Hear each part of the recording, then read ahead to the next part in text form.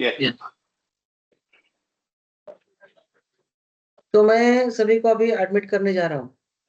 और mute all करो, सबको म्यूट ऑल करूंगा और विक्रांत जी और आप अपने को अनम्यूट कर दीजिएगा। Okay, thank you. अभी मैं एडमिट करता हूँ सभी को। हाँ।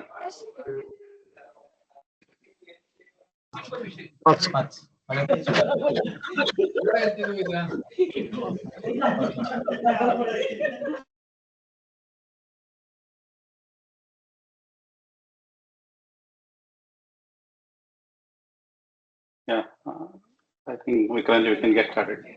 Hello. Hello. हाँ जी। मेरा आवाज आ रहा है? हाँ। हेलो। हाँ, तो मैं शुरू। नमस्कार सभी को, शुभ दोपहर। संवाद की इस कड़ी में मैं विक्रांत कुलकर्णी आप सबका हार्दिक स्वागत करता हूँ। इस संवाद के जरिए हमारा उद्देश्य है कि हम आपको हर बार नई और उपयोगी ऐसी जानकारी देते रहते हैं। इसी कड़ी में पिछले कड़ी में हम लोगों ने श्री धीरज देशपांडे जी को आमंत्रित किया था और जिन्होंने ऑडिट के बारे में बहुत सारी महत्वपूर्ण जानकारी दी थी और उसका वो होगा ऐसा मैं कहता हूँ। पिछले सभी सत्रों में आप सभी ने आपने समय निकालकर बहुत ही उत्साह के साथ हम भाग लिया, इसलिए मैं आप सबका शुक्रिया अदा करता हूँ। आप सबकी सहभागिता और संवाद के प्रति लगाव देखकर हमें बहुत ही खुशी होती है। आज के सत्र की शुरुआत हमारे सीईओ गिरीश सर करेंगे, जो उनका विषय परिचय और अवलोकन, जिसके बारे में पिछले महीने में किए गए नई महत्वपूर्ण कार्यों और उसके में आपको मिलने वाली नई सुविधा के बारे में जानकारी देंगे। उसके बाद हमारे इस सत्र का विषय है एम्प्लॉय इवैल्यूएशन एंड एनालिसिस। ये नया विषय है। इसके बारे में श्री प्रसन्न कुलकर्णी सर इसके बारे में बात करेंगे। मैं प्रसन्न कुलकर्णी सर के बारे में थोड़ा सा जानकारी देता हूँ, जो खुद एक चार्टर्ड अकाउंटेंट है। उनका 40 इयर्स प्लस का एक्सपीरियंस है। उन्होंने इसमें बहुत ही ऑडिटिंग के इसमें काम किया है। अकाउंटिंग है, टैक्स कंसल्टिंग है, फाइनेंशियल मैनेजमेंट है, प्रोजेक्ट मैनेजमेंट है, टीचिंग है और effective communicator with strong leadership, ऐसा एक उनका परिचय है। वो एनालिटिकल पावर भी उनके पास बहुत ही अच्छी है। वो उन्होंने मास्टर ऑफ मार्केटिंग मैनेजमेंट भी किया है, जो पुणे यूनिवर्सिटी से है। उन्होंने बहुत सारे बैंक्स के ऑडिट किए, जैसे कि स्टेट बैंक का ऑडिट किया है, बहुत सारे बैंक्स के ऑडिट भी किए हैं। तो मैं फिर से आप सभी का स्वागत करता हूं और मैं गिरीश सर को हैंड ओवर करता हूं। Over to Girish sir. धन्यवाद विक्रांत जी। और बाकी सभी लोग जो हमसे 15वीं संवाद में जो जुड़े हैं, उन सभी को हार्दिक स्वागत, सहर्ष स्वागत। और जैसे हर संवाद के कड़ी में हम कुछ विषयों के बारे में बात करते हैं। विक्रांत जी ने उस विषय क्या होने वाला है इस बार, इसके बारे में बात किया है। और अभी भी हमारे साथ लोग जुड़ रहे हैं, बट फिलहाल बिना रुके मैं अपनी तरफ से पिछले महीने का हमारा कार्यशैली क्या था, क्या क्या चीज़ों के ऊपर हमारे काम हुए हैं और आगे वाले महीने में आप सभी हमसे क्या उम्मीद रख सकते हैं कि क्या क्या चीज़ें हम कर रहे हैं जो आगे चल के आप तक पहुंचेंगी, इन दोनों चीज़ों के बारे में मैं बात करूंगा। मैं ज़्यादा से ज़्यादा 10 से 15 मिनट लूंगा अपनी तरफ से। उसके बाद की नोट स्पीकर जिसके बारे में विक्रांत जी ने बताया, उनको मैं हैंड ओवर करूंगा। तो मैं अपनी स्क्रीन बात अपनी प्रेजेंटेशन से रखना चाहता हूँ। May be one of you please confirm when आप लोग मेरा स्क्रीन देख पा रहे हो या नहीं। यस सर, दिख रहा है। या ओके।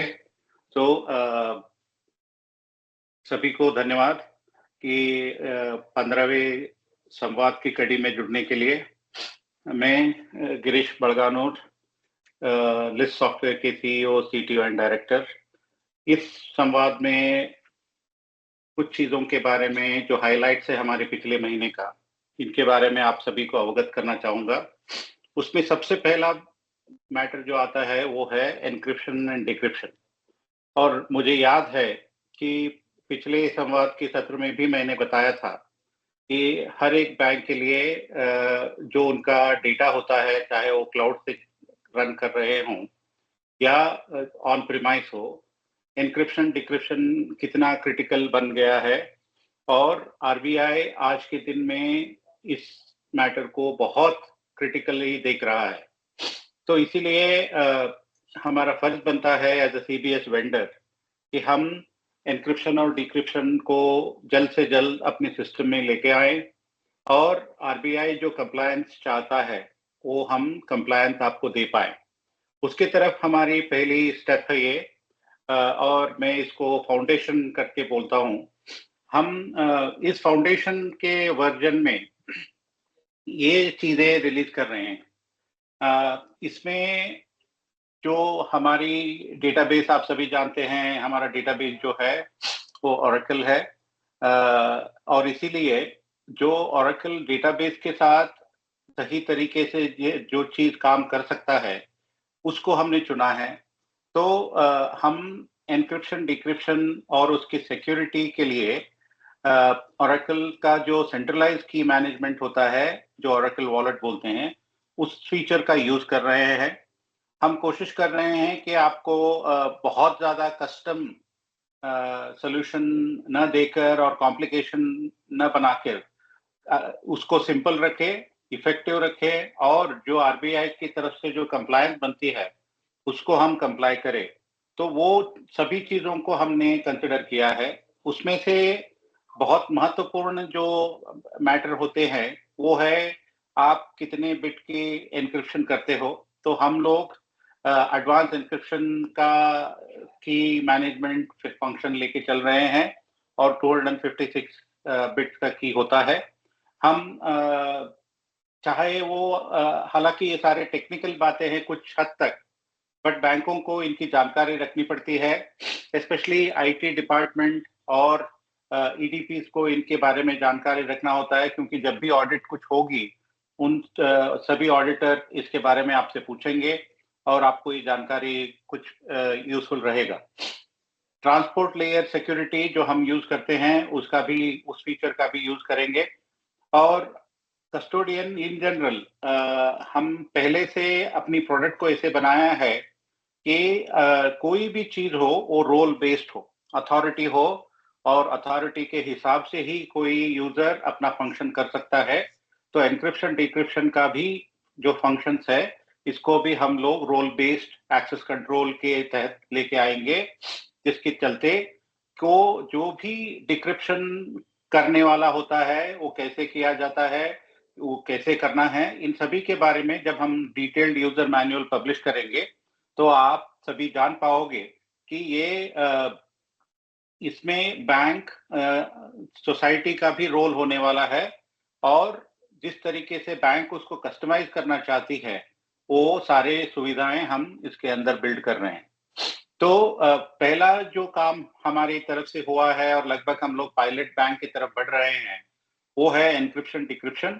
और इसके चलते हमारा फाउंडेशन जो फीचर है ये पीआईआई data field by field encryption के तरीके से हम रिलीज कर रहे हैं। उसका मतलब है जो भी पर्सनली आइडेंटिफाइबल इंफॉर्मेशन है as per the RBI standards, वो सारे जो कस्टमर मास्टर में हैं वो सारे फील्ड्स हम लोग एनक्रिप्ट करते हैं, और डिक्रिप्ट करने के लिए की होता है।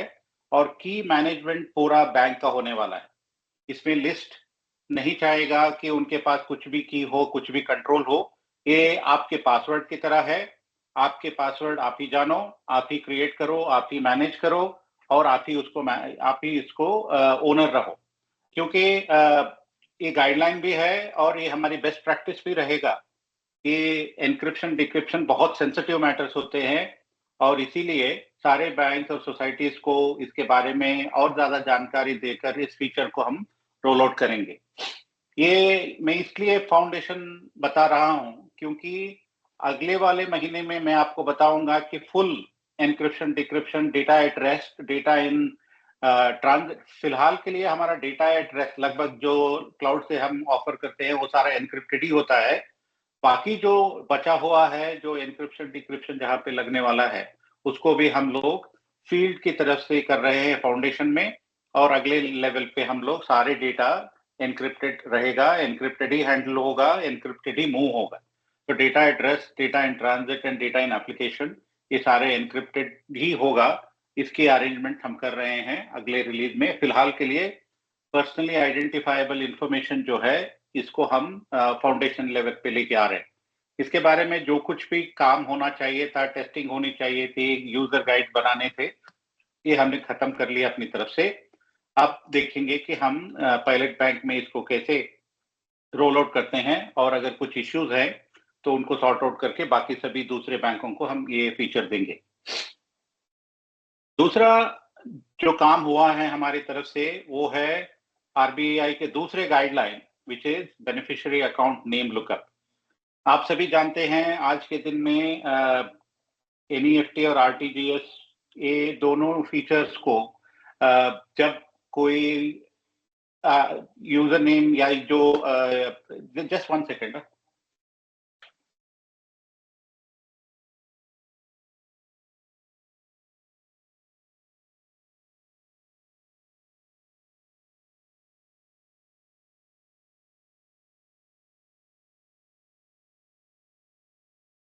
Sorry for that. ओके, तो beneficiary account name lookup feature जो हम पिछले महीने इसके ऊपर काम किया है, ये आरटीजीएस एनईएफटी का फीचर है।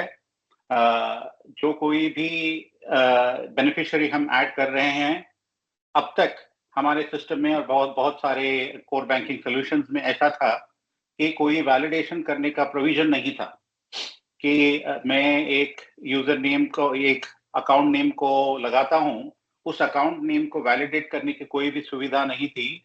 और इसके चलते बहुत सारा हमारा सिचुएशंस ऐसे होते थे, कभी कभी फ्रॉड भी होते थे, कभी कभी गलत आदमी को पैसे भेजने की नौबत आ जाती थी।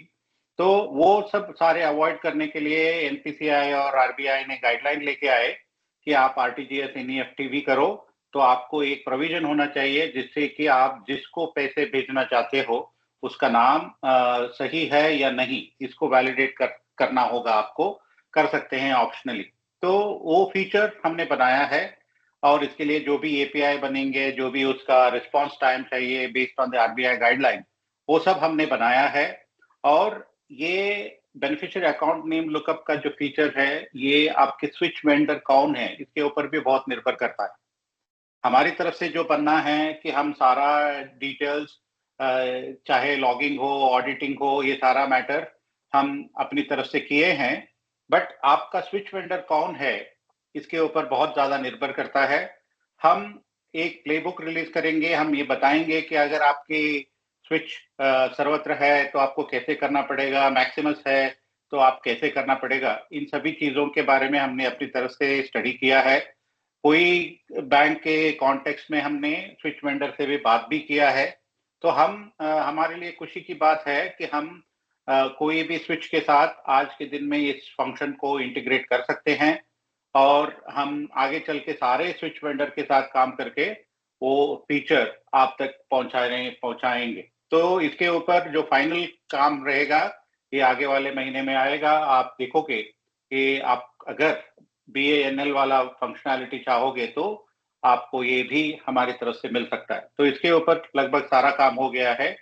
और सर्वत्र के केस में आधा काम सर्वत्र की तरफ से होना होता है, आधा काम हमारी तरफ से। तो हमारी तरफ का जो काम है वो सब कुछ हो गया है। अभी हम लोग टेस्टिंग और रोल आउट में फेज में है। इसके अलावा जो तीसरा मैटर है वो भी रेगुलेटरी मैटर है। आरबीआई लगभग पिछले साल के नवंबर में लगता है उन्होंने एक गाइडलाइन निकाली थी जिसके चलते हर बैंक को और सोसाइटी को लगभग वो सारी बातें ट्रांसपेरेंटली कस्टमर को बतानी पड़ेंगी जो लोन लेते वक्त बनते हैं, चाहे वो इंटरेस्ट रेट्स हों, चाहे वो पीरियड्स हों, चाहे वो फ्लोटिंग या फिक्स्ड है, ये सारे चीज जो एक लोन देने में बनते हैं, इन सभी चीजों के ट्रांसपेरेंसी बहुत इंपॉर्टेंट है, क्योंकि हम सभी ये जानते हैं कि कुछ हिडन चार्जेस हो सकते हैं, कुछ चीजें हो सकती हैं जो कस्टमर इतनी सारा नहीं जानता है, और इसीलिए बाद में जाके उनको लगता है कि उन्होंने गलत बैंक से गलत लोन ले लिया, ऐसा कुछ। अगर ये सारे कंफ्यूजन को दूर करना है तो आरबीआई एक गाइडलाइन लेके आए थे कि जब लोन दिया जाता है तो सारे चीजों को कैसे कस्टमर तक बिना कुछ भी छुपाए कैसे इन चीजों को बताना चाहिए, इसके बारे में उन्होंने गाइडलाइन दिया था। उसके चलते कुछ रिपोर्ट्स और कुछ कैलकुलेशंस बनने पड़ते हैं, वो सारा हमने देख लिया है और वो सारे हमारे कस्टोडियन के फीचर्स में आ गए हैं। हम की फैक्ट स्टेटमेंट वाला फीचर बिल्ड कर दिया और अभी हम पायलट बैंक को इसको रोल आउट करेंगे। तो ये तीसरी रेगुलेटरी मैटर थी जो हमने लिया और सोचा कि इसको इम्प्लीमेंट करते हैं। तो हमारी तरफ से इम्प्लीमेंटेशन रेडी है। हमारा इम्प्लीमेंटेशन टीम आप सभी को रीच आउट करेंगे और ये फीचर आपको कब से मिल सकता है, कौन से वर्जन से मिल सकता है, इन सभी का डिटेल्स आप तक शेयर किया जाए। तो लगभग पिछले महीने हमारा बहुत ज्यादा काम रेगुलेटरी की कंप्लायंस के ऊपर चल रहा था। इसके अलावा भी एमर्जिंग टेक्नोलॉजी टीम में भी बहुत सारे काम हमने किया है, चाहे वो मोबाइल बैंकिंग एप्लीकेशन हो और बाकी सभी हो। तो पिछले वाला जो ये सारे काम हमारे पिछले महीने हुए हैं। मैं अब जल्दी से आगे बढ़ता हूं और इस महीने हम क्या करने वाले हैं उससे जाने पहले मैं आपको फिर एक बार एनक्रिप्शन, डिक्रिप्शन और मास्किंग हमने कैसे इंप्लीमेंट किया है इसका स्क्रीनशॉट मैं दिखाना चाहूंगा। बहुत सारे बात जो यहाँ पे स्लाइड पे दिखती है लेफ्ट साइड में, इन सभी के बारे में मैंने लगभग बात किया है तो मैं रिपीट नहीं करूंगा। जो राइट में आप सभी को दिख रहा है वो है डेटा एट रेस्ट, मतलब आपके डेटाबेस में एक रो को आप सिलेक्ट करोगे कस्टमर मास्टर से, वो रो के कुछ क्रिटिकल एट्रीब्यूट्स इस स्क्रीनशॉट में लिए गए हैं और आप देख सकते हो कि लगभग सारे जो आइडेंटिफिकेशन इंफॉर्मेशन है, चाहे वो कंट्री आईडी हो, सिटी आईडी हो, तालुका हो, स्ट्रीट नेम हो, ये सारे जो कस्टमर के पर्सनल आइडेंटिफाइबल इंफॉर्मेशन है ये सारे मास्क्ड है। और जब आप ये स्क्रीनशॉट देखोगे, जब आप डेटाबेस में भी जाके देखोगे तो आपको देखने को मिलेगा कि सारे पीआईआई डेटा मास्क्ड मतलब एनक्रिप्टेड है और उसको कोई भी डायरेक्टली एज इज नहीं पढ़ सकता है। तो ये स्क्रीनशॉट आपको एनक्रिप्शन के बारे में दिखाता है। आगे चल के बैंक के पास जब की होगा, एनक्रिप्शन करने वाली जो की होगी, उसको यूज करके कंट्री आईडी क्या है, स्टेट आईडी क्या है, डिस्ट्रिक्ट आईडी क्या है, क्लियर टेक्स्ट क्या है, ये सारा चीज आप वो की यूज करके कर सकते हो और बैंक वो की को सिर्फ वो ऑथराइज पर्सन को देंगे जो एक ही रखने का अथॉरिटी रखता है। तो आपका जो कंप्लायंस है कि आपका डेटा एनक्रिप्टेड होना चाहिए, वो इससे मीट होता है। दूसरा स्क्रीनशॉट जो मैं अपनी पिछले संवाद में भी आप सभी को दिखाया वो है कि फ्रंट एंड में जो होता है कस्टमर का, जब हम प्रोफाइल देखते हैं, जरूरी नहीं है कि हर किसी को pan number, UIN number, date of birth ये सारा क्लियर टेक्स्ट में दिखे। This is the requirement in today's scenario, क्योंकि personal data protection act India में भी बहुत एक्टिव हो रहा है, आगे चल के और ज्यादा एक्टिव होगा। उस एक्ट के चलते मेरी जो पर्सनल डिटेल्स है ये मेरी प्रॉपर्टी है, मैं बैंक को देने से बैंक की अथॉरिटी नहीं मिलता है कि इसको कोई भी कहीं भी कैसे भी देख सकता है। जो नीड टू नो बेसिस वाला कॉन्सेप्ट है कि जिसको पता रहना चाहिए सिर्फ उन्हीं लोग मेरे पर्सनल आइडेंटिफिकेशन नंबर या पर्सनल आइडेंटिफिकेशन डिटेल्स देख सकते हैं। ये सुविधा अभी हमारे सिस्टम्स में हम लेके आएंगे। जो फ्रंट एंड यूजर होंगे, फ्रंट ऑफिस के वर्कर होंगे, अगर उनके पास अथॉरिटी है तो वो क्लियर टेक्स्ट देखेंगे, नहीं तो उनको ऐसे ही मास्क रहेगा, क्योंकि उनके काम करने के लिए इनको अनमास्क करके दिखाने की जरूरत नहीं होती। तो ये एनक्रिप्शन और डिक्रिप्शन मास्किंग मुझे लगता है कि ये बड़ा सब्जेक्ट है। अगले संवाद में भी मैं कुछ और चीजों के बाद मैं इन चीजों के बारे में और ज्यादा बात करूंगा। फिलहाल के लिए हमारी तरफ से ये शुरुआत है, फाउंडेशन है। आगे चल के और ज्यादा इसके ऊपर हमारा काम रहेगा और अपडेट्स आपको दूंगा। तो आगे बढ़ते हुए जुलाई में हम क्या करने वाले हैं, हमारे लिए SMS मित्रा जो प्रोडक्ट के बारे में मैंने पिछली बार भी बात किया था, पहले दिन से ही मैं बात कर रहा हूं, वो बहुत इंपॉर्टेंट है।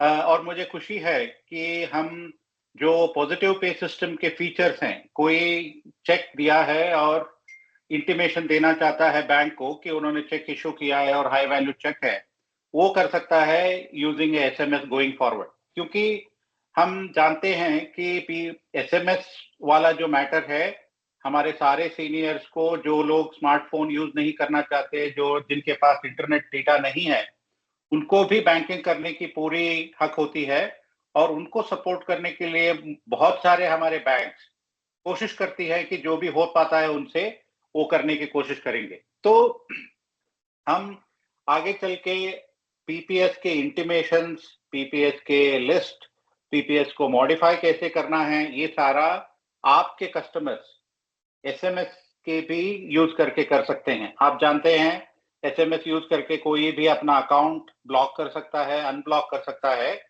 तो हम ये भी एक और नया फीचर हम SMS मित्रा में लेके आ रहे हैं, जिसके चलते आपके कस्टमर्स आपको पीपीएस के इंटीमेशन SMS यूज करके भी कर सकते हैं। इसके बारे में और ज्यादा जानकारी अगले संवाद में। इसके बाद जैसे मैंने बताया, एनक्रिप्शन डिक्रिप्शन की ज्यादा रोल आउट होगा, ताकि आपकी सारा डेटा जो है ये सिर्फ एक फील्ड की लेवल पे न रहे और इसको पूरा डेटाबेस तक हम फैलाएं और उसको ऐसे करें कि जो RBI की दूसरा गाइडलाइन है कि आपकी सारा data at rest should be encrypted, ये अचीव कर पाए हम लोग। इसके लिए हमें थोड़ा और कुछ एडवांस फीचर्स को यूज करना पड़ेगा, चाहे वो टोकनाइजेशन हो या कुछ SD को यूज करना है। तो हम इसके ऊपर रिसर्च कर रहे हैं, हम अपनी तरफ से कोशिश कर रहे हैं कि फुल स्केल एनक्रिप्शन और डिक्रिप्शन बिना बहुत ज्यादा लोड लगाए, बिना ज्यादा आपको बहुत ज्यादा कॉस्ट लगाए, कैसे किया जा सकता है। और अगले महीने में हम श्योर है कि हम फुल स्केल एनक्रिप्शन डिक्रिप्शन भी आसानी से कर पाएंगे, जिसके और ज्यादा इंफॉर्मेशन मैं अगले संवाद में दूंगा। तो मुझे लगता है कि मैं अपनी 15 मिनट ले लिया। अभी मुझे ये 2 पॉइंट बताने थे जो हम अगले जुलाई में करने वाले हैं। इसके अलावा भी बहुत सारा यूजुअल वर्क, इमर्जिंग टेक्नोलॉजी के नए फीचर्स हो, नए प्रोडक्ट्स हो, इसके बारे में भी हमारा बहुत ज्यादा काम हो रहा है। और मैं बहुत खुशी के साथ अगले संवाद में इन सभी चीजों के बारे में और ज्यादा जानकारी दूंगा। फिलहाल के लिए मेरा वक्त हो गया है और आज का महत्वपूर्ण विषय है जो हम की नोट स्पीकर से शेयर करेंगे, वो हमें बताएंगे कि इन सभी चीजों का बैंक के साथ क्या रिलेवेंस है। तो बहुत ज्यादा वक्त न लेते हुए, और आप सभी लोग हमारे साथ संवाद में जुड़े हैं, इसके लिए और एक बार आप सभी को धन्यवाद। और मैं चाहूंगा कि आपकी सहकारिता यही से ही बने रहे। हम हर संवाद में आपको महत्वपूर्ण विषयों के ऊपर ये इंफॉर्मेशन लेके आते रहें।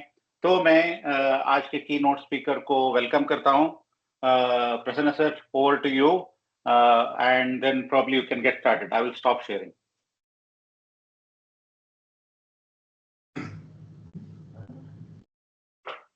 हाँ जी, आपको हम देख पा रहे हैं।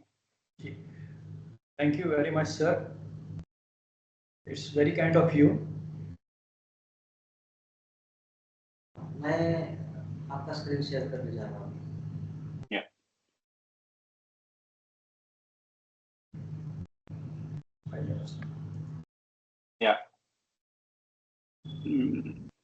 तो नासिका जी, अभी हम स्क्रीन देख पा रहे हैं।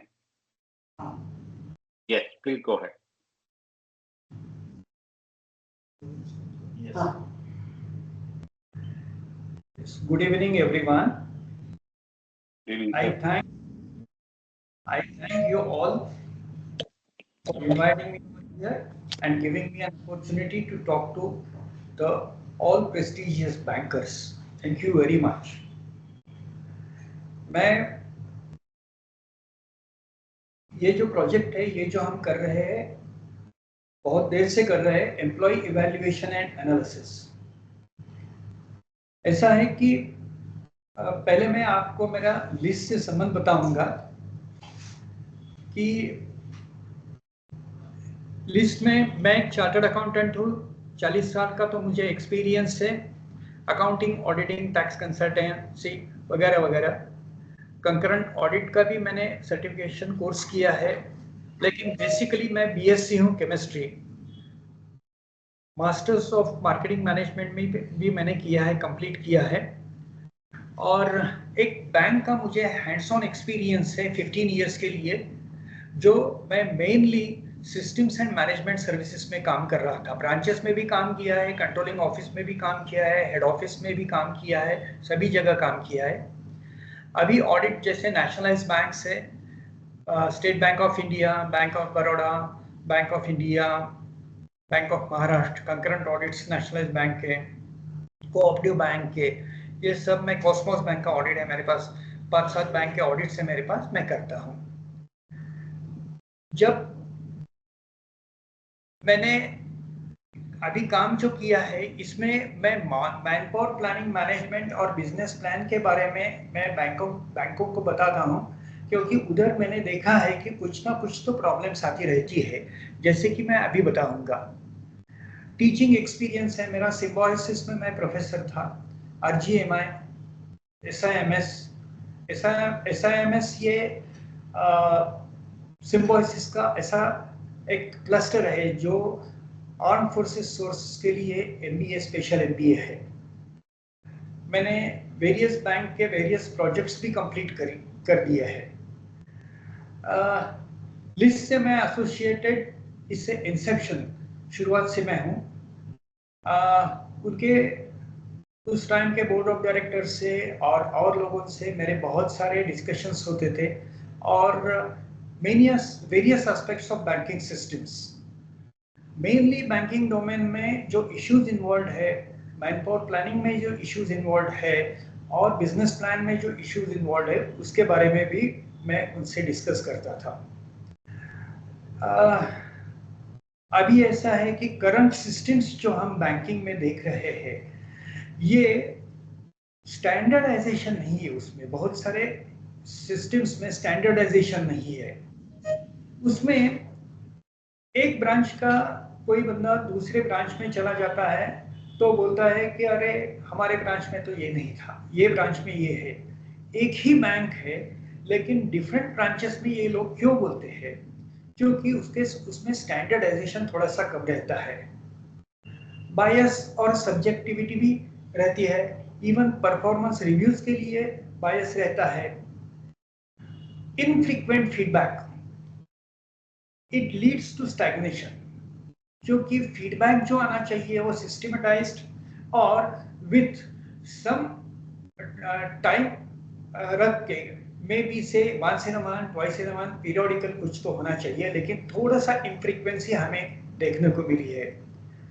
Poor linkage between evaluation and training, लोगों का जो इवैल्यूएशन होता है और लोगों को जो ट्रेनिंग देना चाहिए, इसमें भी लिंकेज कम है। ये भी आज के प्रोजेक्ट का एक मेन सब्जेक्ट है।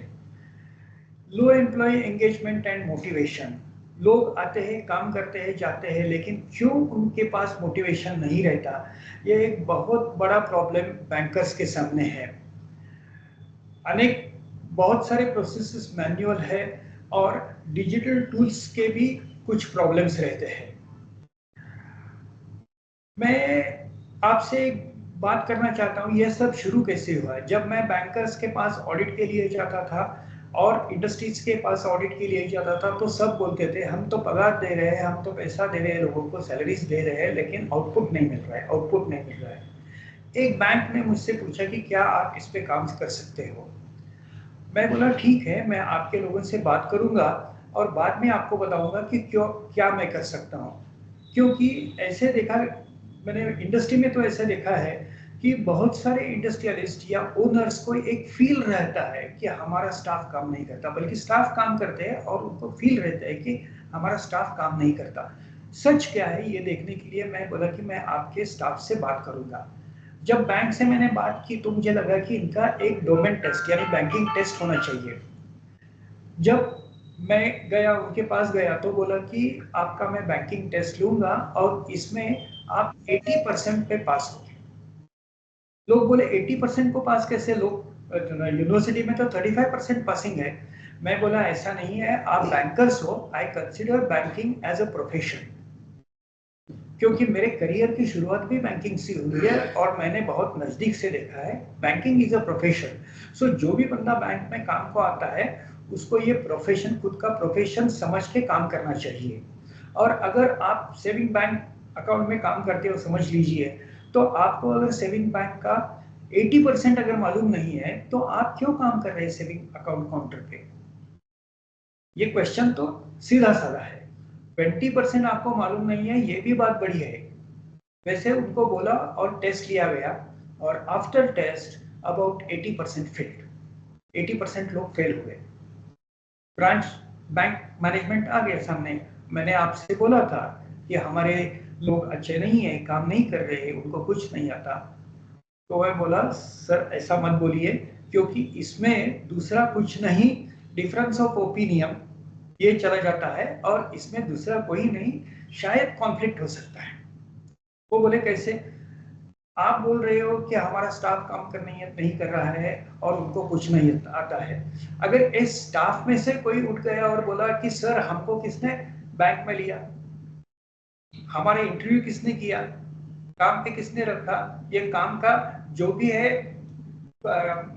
प्रोसीजर हमें किसने बताया, आपने बताया, तो आप खुद में झांक के देखिए क्या ये हमारा गलती है और आपका गलती है। इसमें कुछ सॉल्यूशन नहीं मिलता, एक दूसरे को ब्लेम करने से कुछ नहीं होता। तो मैनेजमेंट बोली ठीक है आप क्या करोगे?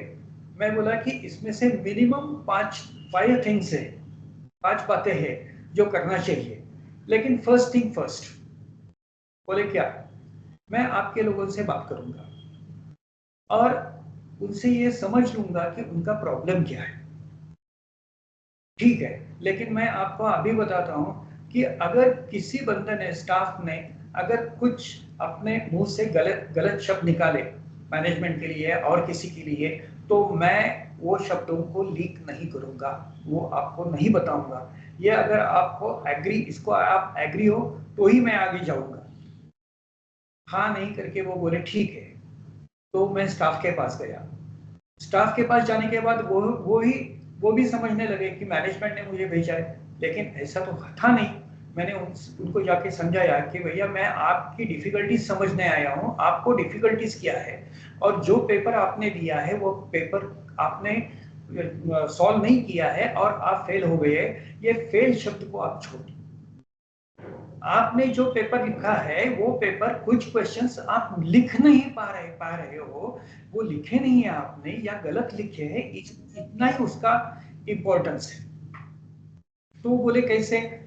सीधी सी बात है, हर एक को हर एक बात नहीं आती, कुछ आप में भी कमियां होंगी, कुछ मेरे में, मुझ में भी कमियां हैं, सब में कमियां रहती है। उस कमी के कारण आप कुछ सॉल्व कर नहीं किया नहीं आपने, तो ये क्या प्रॉब्लम है ये देखने के लिए हम आए हैं।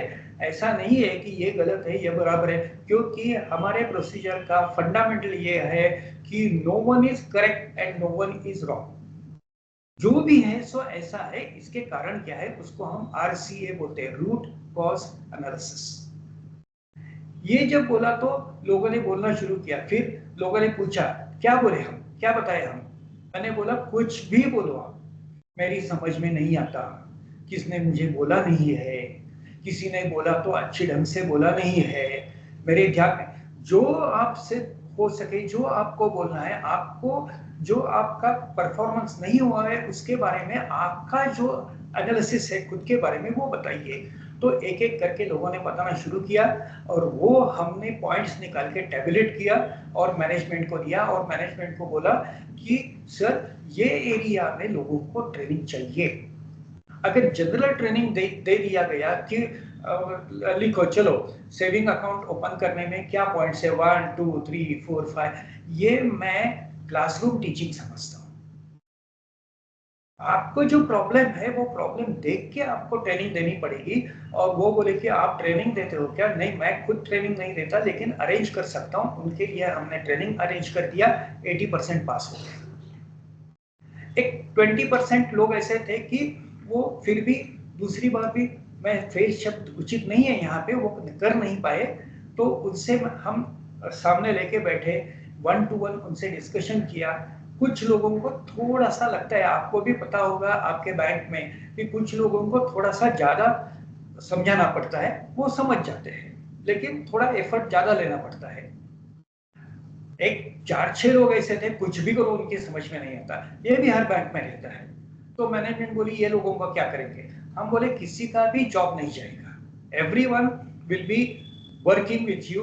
उनको कैसे प्लेस करना ही आप देखो, लेकिन जॉब तो किसी की छीनी नहीं जाएगी। मैनेजमेंट बोली ठीक है। आप बोले 5 पॉइंट से, अभी 1 पॉइंट बोला आपने, बाकी 4 पॉइंट्स क्या है? तो ये जो है, इसमें जो पॉइंट्स है, इसमें हमारा, आपके पास सेल्फ ट्रस्ट कितना है, आप खुद पे कितना ट्रस्ट करते हो, दूसरों पे कितना ट्रस्ट करते हो, क्या आप चांस लक को मानते हो? हर बंदे की 5 ट्रेड्स होती है, वो OCEAN, ओशन करके दिखाई जाती है, या इंटरनेशनल स्टैंडर्ड्स है। ओ यानी ओ का मतलब है ओपननेस टू एक्सपीरियंस, कितना आपके पास है। सी का मतलब है कंसेंटियसनेस, कि आप ट्रू कितने हो, सिंसियर कितने हो, लॉयल कितने हो।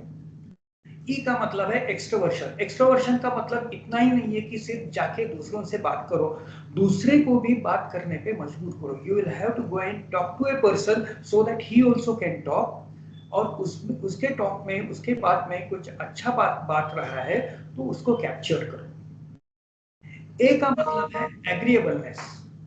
एग्रीएबलनेस का सिर्फ इतना मतलब नहीं है कि आप सिर्फ लोगों को एग्री, हाँ हाँ हाँ बोलते जाओ। आप इन ट्रू सेंस अगर आप एग्री हुए और दूसरों को भी एग्री करवाया, तो वो एग्रीएबलनेस है। और लास्ट बात है एन। N is neuroticism. इसका मतलब है लोग थोड़े से पेसिमिस्टिक रहते हैं, कुछ निराशावादी लोग रहते हैं। आपने शायद देखा होगा कि आजू बाजू में या घर में या बूढ़े लोग, सीनियर, कोई तो बोलता है इसमें कोई होता नहीं है, ये ऐसा किया, इसमें कुछ नहीं होएगा। चाहे वो पॉलिटिक्स हो, चाहे वो इकोनॉमिक्स हो, चाहे वो सोशल कॉन्टैक्ट्स हो, कुछ भी हो, इसमें कुछ होता नहीं है, ऐसा कुछ नहीं होता। ये निगेटिव थॉट्स रहते हैं। इसके लिए हमें देखना है कि हर बंदा कैसे मोल्ड हो गया है। इसके लिए हमारे पास टेस्ट्स है, about 17 tests we have got, all those are internationally used.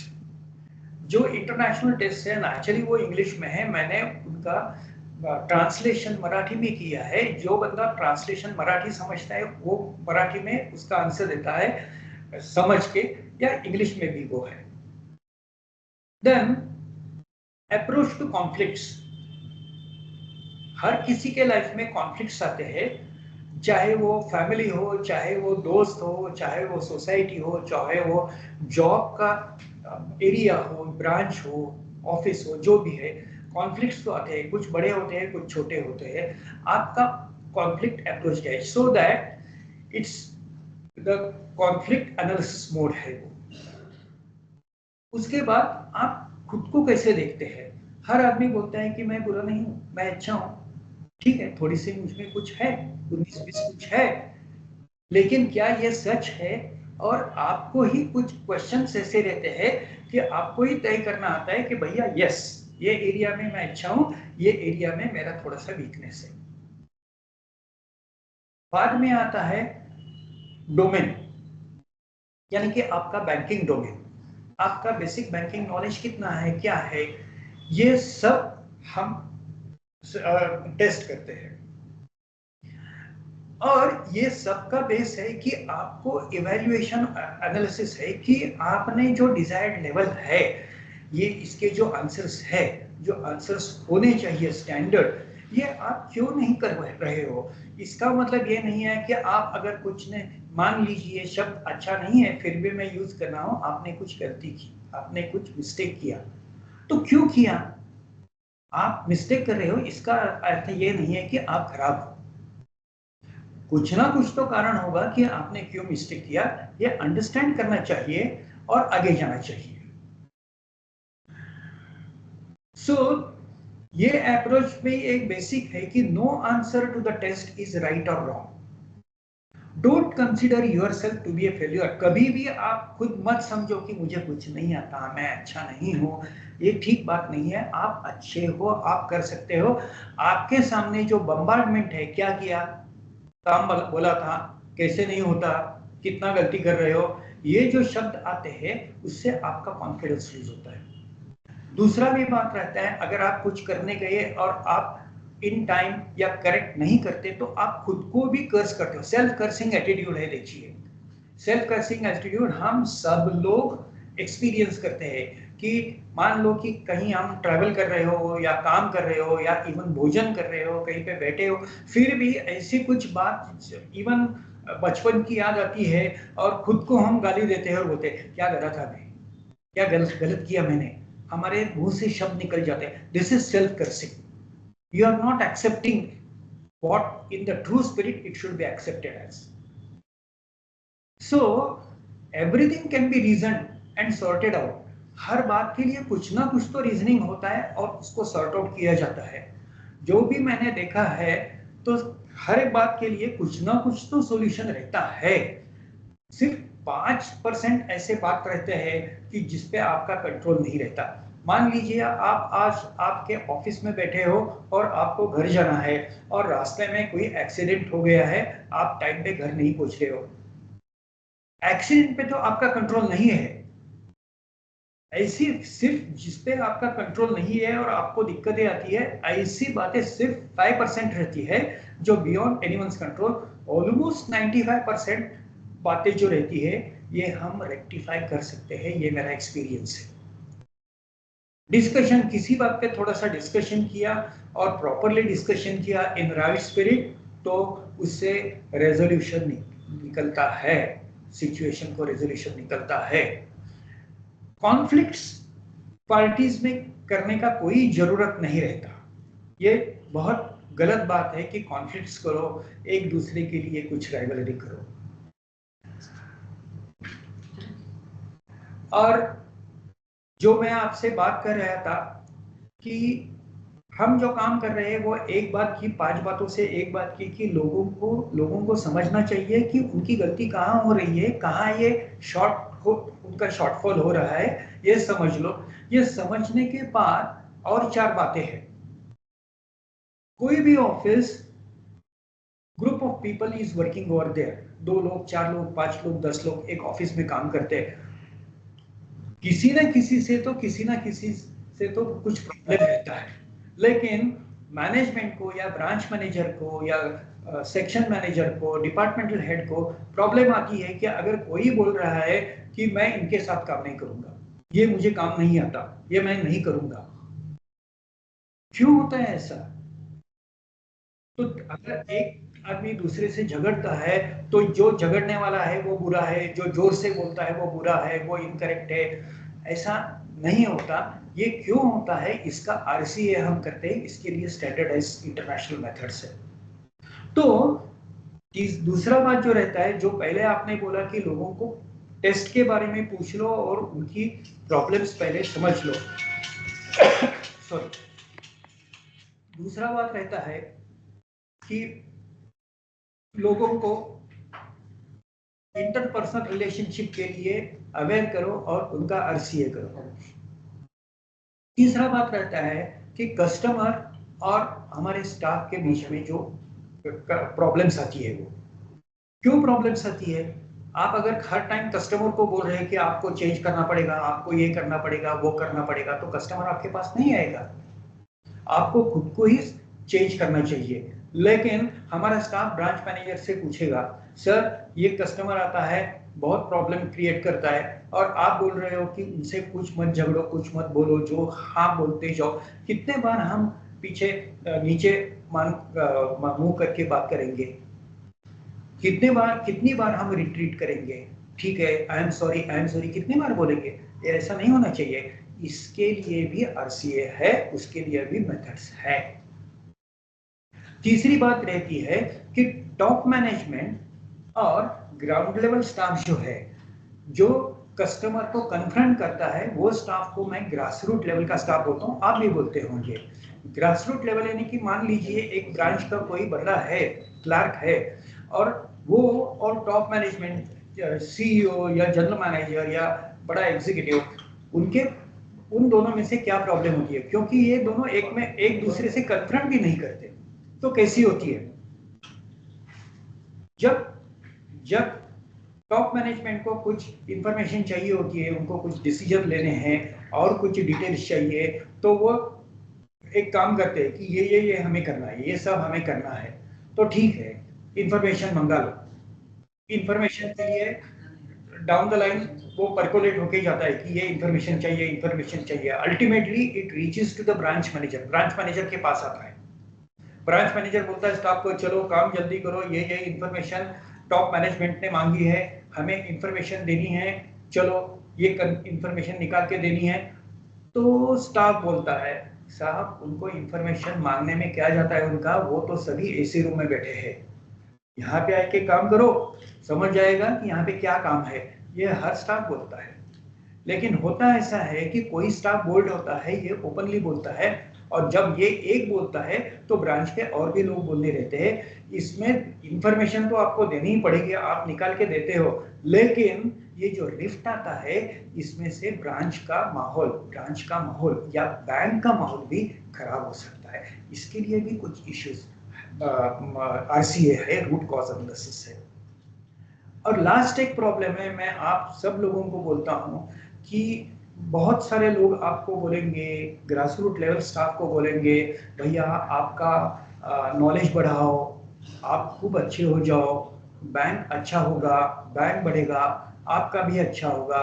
Yes, मैं बोलता हूँ फिक्र मत करो भैया, बैंक का क्या करना है ये देखने के लिए ऊपर वाले लोग यानी कि टॉप मैनेजमेंट बैठी है, बैंक को कैसा चलाना है, क्या करना है। मैं आपको सिर्फ इतना बताऊंगा कि आप खुद के बारे में सोचो, आप खुद को कैसा इंप्रूव करोगे। आप इंप्रूव करोगे, आप अपने सीनियर्स के या मैनेजमेंट के पास जाओगे और बोलोगे कि ये मेरा मेरिट है, इतना मुझे आता है, क्या आप मुझे प्रमोशन दोगे, क्या आप मुझे बेनिफिट्स दोगे? आप जाके खुल के बोल सकते हो। अगर बैंक नहीं बोला तो आप शायद, बहुत सारे लोग एक बैंक छोड़ के दूसरे पास जाते हैं, जो हमने बहुत सारे बैंक में देखा है। ये क्यों होता है? क्योंकि आपने खुद को इंप्रूव किया है। लेकिन one hidden thing is there, इसमें एक छोटी बात रहती है कि आपने अगर खुद को इंप्रूव किया तो उस इंप्रूवमेंट का अल्टीमेट बेनिफिट तो बैंक को ही जाने वाला है। जिस बैंक में आप काम कर रहे हो, तो बैंक का भला होगा, आपका भी भला होगा। ये चार जो बातें हैं कि दो स्टाफ के बीच में का प्रॉब्लम, स्टाफ और आउटसाइडर्स यानी कि कस्टमर का प्रॉब्लम, स्टाफ और टॉप मैनेजमेंट में आने वाला छोटा मोटा रिफ्ट, और खुद को इंप्रूव करना, ये चार बातें। और पांचवा बात जो बोला कि आपको जहां आप गलती कर रहे हो, आप कुछ नहीं समझ पा रहे हो, वो आपको कैसा इंप्रूव करना है, इसके लिए हमारे टेस्ट है। अभी स्टैंडर्डाइजेशन यानी कि इनकंसिस्टेंट इवैल्यूएशन अक्रॉस टीम्स, एक टीम का इवैल्यूएशन हो गया, दूसरे टीम का इवैल्यूएशन हो गया, इसमें थोड़ा सा प्रॉब्लम आता है। क्यों प्रॉब्लम आता है? कि कंसिस्टेंसी बहुत बार नहीं रहती, bias and subjectivity, unfair results due to personal preferences, शायद आपने देखा होगा, feedback gaps, annual review too frequent for real growth. Annual review जो है, ये हर सुबह उठ के आपने अगर मीटिंग किया, कॉन्फ्रेंस कॉल किया, तो उसमें से लोगों को वो बोलते हैं कि एक रिचुअल है। क्या है? अभी मेरा मीटिंग शुरू है, सामने वाला जो बोलता है सामने से आप सुनोगे और आपका जो सबऑर्डिनेट है उसको वो पास ऑन करोगे। टू फ्रीक्वेंट कुछ भी बात हो जाए, उसका शायद इम्पोर्टेंस या इम्पैक्ट थोड़ा सा कम हो जाता है। Training disconnect, no follow learning after evaluation. जो आपको ट्रेनिंग दी जाती है, मे बी ट्रेडिशनल ट्रेनिंग जो है, आप क्या समझे, फॉलोअप क्या है, लोगों के समझ में कितना आया है, वहां वो कहाँ कम पड़ रहे हैं, exactly this is what we are focusing on. यही बात हम फोकस कर रहे हैं। जो आपको मैंने पहले बोला, आपने आपका पेपर क्यों सॉल्व नहीं किया, आप कहाँ गलत जा रहे हो, बताओ हमको। और आप ये भी बोलो ये गलती किया है ना, आपको क्या लगता है आपने क्यों गलती किया। इवन मेरे पास मैंने देखा है कि लोग आते हैं, इवन स्टूडेंट्स आते हैं, क्या वेरी कॉमन प्रॉब्लम, सर मेरा स्क्रीन टाइम ज्यादा है, मैं बहुत ज्यादा टाइम मोबाइल देखते रहता हूं, क्यों होता है। इसका भी एनालिसिस है भैया, ये भी हम कर सकते हैं, ये सब का इवैल्यूएशन होता है। Next is employ disengagement, lack of transparency and trust. क्यों ट्रांसपेरेंसी नहीं रखते लोग और ट्रस्ट क्यों कम हो जाता है, ये एक बहुत बड़ा क्वेश्चन मार्क है, इसका भी आरसीए करना चाहिए। Manual process issue, manual processes बहुत सारे एयर प्रोन होते हैं और एरर प्रोन, और वो टाइम कंज्यूमिंग भी होते हैं मैनुअल प्रोसेसेस। ये सब करने के बाद मेरे पास कुछ रिजल्ट्स है। जो भी मैंने बैंक में काम किया और इंडस्ट्री में काम किया, उसमें लोग ऐसे दिखे कि कोई लोग बहुत कंपोज्ड है। मैंने एक बैंक मैनेजर को देखा, वो लेडी थी, और बेसिकली मैंने पूछा कि आपका ग्रेजुएशन क्या है, वो बोली कि मैंने कंप्यूटर एप्लीकेशन में ग्रेजुएशन किया है, बीसीए किया है। तो मैं बोला कि एमसीए क्यों नहीं किया, तो नहीं बोली मुझसे नहीं हुआ। और ठीक है, तो फैमिली हिस्ट्री पे हम लेते हैं। तो बोला कि आपके हस्बैंड क्या करते हैं, she was a branch manager and she was telling me her husband is a driver. मैं तो ऐसे नहीं पूछ सकता कि भैया आप इतनी कुछ काम कर रहे हो, मैनेजर हो, आपने ड्राइवर से कैसे काम कर शादी की। ठीक है, उसकी मर्जी। लेकिन जब मैंने उसे पूछा कि आप बीसीए हो गई हो, एमसीए क्यों नहीं किया, तो उसने मुझे बताया कि कुछ मेरे प्रेगनेंसी, बच्चा हुआ, उसको बड़ा करना था, 2 साल का 3 साल तक मैंने उस पर ध्यान दिया, ये सब में मैंने पोस्ट ग्रेजुएशन नहीं किया। तब मुझे समझा कि उसने ड्राइवर से क्यों शादी की, वो लव मैरिज था। Okay, very fine. लेकिन वो लेडी इतनी कंपोज्ड थी कि जो भी उसके सामने है उसका लाइफ, उसके लिए उसका एक भी प्रॉब्लम नहीं उसने दिखाया। और she was so contented, so composed, so confident कि यस, मेरा लाइफ है, मैं लेके आगे जा रही हूँ। We recommended this lady is wonderful, she should be trained and she may be considered after some time for higher post, because ऐसे लोग मैनेजमेंट या हायर पोजीशंस के लिए लगते हैं। कुछ लोग मैंने इसके विपरीत रेस्टलेस भी देखा है।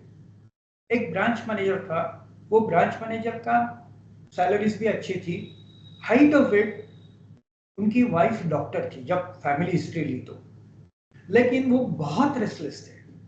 मैंने उनसे पूछा, भैया आप इतने रेस्टलेस क्यों हो, तो बोला कि मैं ऐसा ही हूँ। तो हमारे जो टेस्ट्स है, वो टेस्ट्स में कुछ रिजल्ट्स आते हैं। मैंने बोला कि मैं आपसे एक बात करता हूँ, आपके बचपन की, पर्सनल है, अगर आपको ठीक लगे तो आप हाँ बोलना, अगर आपको ठीक ना लगे तो आप बोलना कि मैं इसका जवाब नहीं देना चाहता हूँ। तो वो बोले कि ठीक है, पूछिए। तो बोला कि जब आप 4वीं या 5वीं कक्षा में पढ़ते थे, इतनी दूर की बात है, क्या आपके दिमाग में कुछ है या आप कुछ याद कर रहे हो? हाँ, मुझे याद है। तो बोला कि आपका किसी से झगड़ा हो गया था और वो बात आप स्टिल आपके दिमाग में लेके बैठे हो कि उसमें उसका रिवेंज लेना है। बात आप जब 4वीं, 5वीं, 6वीं कक्षा में पढ़ रहे थे तब की है, लेकिन अभी वो आपके दिमाग में बैठा है। वो मुझसे पूछने लगे, क्या आप ज्योतिष पता थे? बोला मुझे उसका कुछ नहीं आता, ये जो हमारे रिजल्ट्स है, ये जो हमारे क्वेश्चन आया है, वो फुल प्रूफ है। इंटरनेशनली यूज्ड क्वेश्चन आया है। मेरे साथ जो काम करते हैं वो लोग सभी बैंकर्स है, 40 प्लस एक्सपीरियंस वाले बैंकर्स है, और हमारी जो मेंटर है वो मेंटर आईआईटी के टॉपर है और आईआईएम अहमदाबाद के गोल्ड मेडलिस्ट है। उन्होंने बहुत सारे बैंक में, बहुत सारे इंडस्ट्री में ये काम किया है और उनके साथ वो हमारे साथ काम करते हैं। कुछ लोग मैंने ऐसे देखे कि हैप्पी गो लकी मूड में रहते हैं। एक लड़की थी, जस्ट एमबीए पास हुई थी, बैंक में उनको ऑफिसर पोजीशन दिया था। She was managing people. मैंने पूछा ऐसे ही क्वेश्चन, खुद के बारे में पर्सनल कुछ पूछ रहा हूँ, अगर हो तो जवाब देना हो तो दो, नहीं तो मत दो। वो बोली कुछ नहीं, बोली पूछिए। मैंने बोला सॉरी, सोते समय आपको मुंह में उंगली डाल के जैसे बच्चे अंगूठा चूस के सोते हैं, ऐसा सोने का आदत है क्या? वो उसने भी पूछा कि आप ज्योतिष बताते हो। मैंने बोला ये नहीं है, आपका बॉडी लैंग्वेज, आपका जो हिस्ट्री हमने लिया है उससे ये दिखता है। डिटेल्स समझते हैं, आप जितने खुल के बोलोगे उतने डिटेल्स समझते हैं। कुछ लोग अपॉर्चुनिस्ट रहते हैं। अभी मेरा ठीक यहाँ पे चल रहा है ना, ठीक है, मैं काम करता हूँ, आपके हंस के बात करता हूँ। काम हो गया तो इसका मतलब है आपसे झगड़ा नहीं करेंगे, लेकिन आपसे मुंह मोड़ के जाएंगे। ये बात आपने देखी होगी। जैसे मैंने आपको बोला है 2, 3, 4 लोग, ये आपने अपने जिंदगी में, आपने आजू बाजू, आपने आपके रिलेशन में या जॉब में कहीं ना कहीं देखे होंगे। बहुत सारे लोग होते हैं कि जिनके वर्ड्स और एक्शन मैच नहीं होते। उनको बहुत कुछ करना है, मुझे ये करना है, मैं ये कर सकता हूँ, वो कर सकता हूँ, वो पढ़ सकता हूँ, ये सब भी मैं 5 मिनट में कर सकता हूँ, लेकिन उनके एक्शंस उनके वर्ड्स से मैच नहीं करते, सिर्फ बोलते ही जाते हैं। देन कुछ लोग ऐसे रहते हैं कि I have completed what is said. आपने मुझे जो काम बोला था ना, मैंने कंप्लीट किया। वो दूसरे काम को हाथ नहीं लगाएंगे, जितना बोला है उतना करके चुप बैठेंगे। उनसे अगर बोला अरे भैया इतना ही करके क्यों बैठे, ये आगे काम है, ये काम है, ये काम है, ये क्यों नहीं किया, तो वो बोलते हैं आपने ही बोला था ना, मैं जो बोलता हूँ वो करते जाना। ये instrument of offence and as well as instrument of defence का इसका इस्तेमाल करेंगे। जैसे कि आपने ही बोला था, मैंने जो बोला है उतना काम करो, मैंने उतना काम कर लिया, बैठा हूं। और उनको बोला दिया गया कि भैया ये काम करना है, तो वो बोलेंगे साहब ये सब मुझे नहीं आता, मेरी वर्क प्रोफाइल में इतना काम है, इतना ही नहीं करूंगा, what is said I will do it. They will use this as instrument of offence and defence. आपने देखा होगा आपके पास। कुछ लोगों को ऐसा रहता है, जैसे मैंने आपसे बोला कि कुछ लोगों को थोड़ा सा ज्यादा एक्सप्लेनेशन लगता है, यानी कि उनको देना पड़ता है, थोड़ा सा ज्यादा समझाना पड़ता है। लेकिन एक बार उनको समझा दिया तो वो समझते हैं कि मुझे क्या करना है और आगे जा सकते हैं। ओके, उनमें थोड़ा सा कम स्पार्क होता है, लेकिन वो डेफिनेटली काम करते हैं।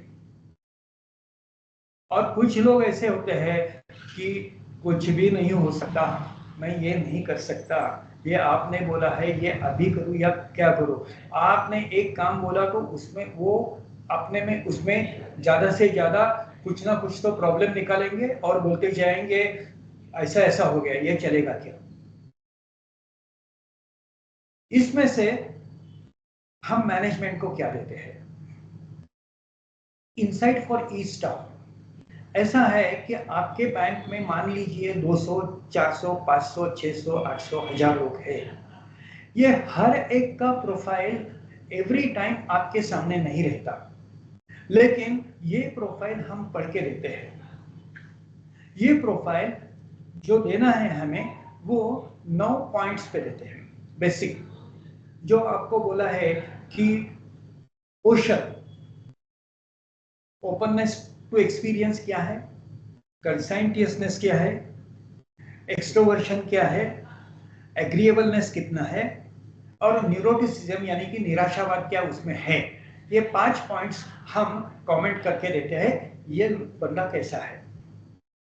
उसमें उसके बाद 4 पॉइंट्स आते हैं, उसमें रहता है कि उसका बिहेवियरल पैटर्न क्या है। जब हम इसको इंटरव्यू करते हैं तो उनका बिहेवियरल पैटर्न हम स्टडी करते हैं और बिहेवियरल पैटर्न पे कमेंट करते हैं।